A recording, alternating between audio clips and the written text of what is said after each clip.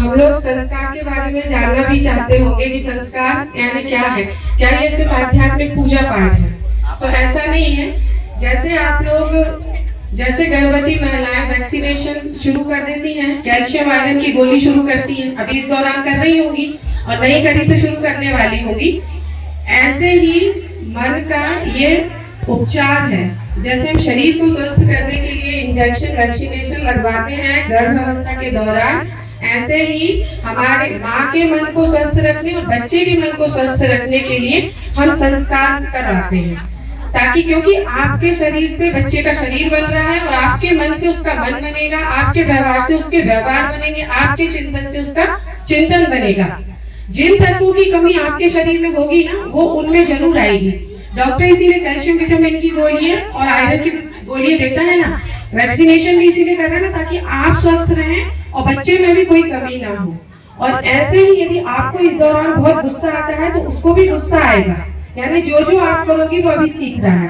Science भी ये मानता है 80% मस्तिष्क का विकास बच्चे का आपके गर्भ में ही हो जाता है, बाहर आ जाता है जब हो, तब आप उसको बहुत सारी चीजें सिखाने की कोशिश करते हैं, खाना नहीं खा रहा, ये गुस्सा करता है, ये चिड़चिड़ करता है, ये बात नहीं सुनता।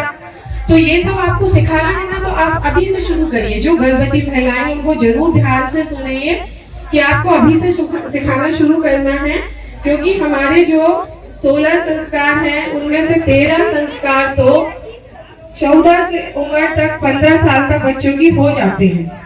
उसमें से 3 संस्कार एक गर्भावस्था के दौरान ही होते हैं।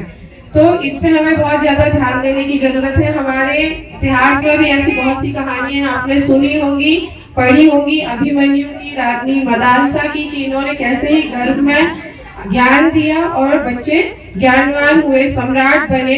तो हम लोग गायत्री शक्तिपीठ भोपाल में महीने के पहले रविवार को पुंसवन संस्कार, आवगढ़े संस्कारवान पीढ़ी का और शिक्षण, प्रशिक्षण और संस्कार अच्छे से कैसे आप तक पहुंच सके और हम लोगों तक कैसे पहुंचा सके, उसका कार्यक्रम शुरू हुआ है। तो आप सभी उसमें जरूर आए और आगे की इसकी पूरी वैज्ञानिक आध्यात्मिक दोनों प्रक्रिया सीखें, ताकि हम श्रेष्ठ संतान कम से कम समय में कैसे समझ सकते हैं कि बन जाए। बाहर आके वो नहीं ज्यादा सीख पाता, ये बहुत ध्यान देने की जरूरत है। 5 साल तक बच्चा जो सीखता है वो सिर्फ और सिर्फ माँ से ही सीखेगा, घर के वातावरण से और परिवार से ही सीखेगा।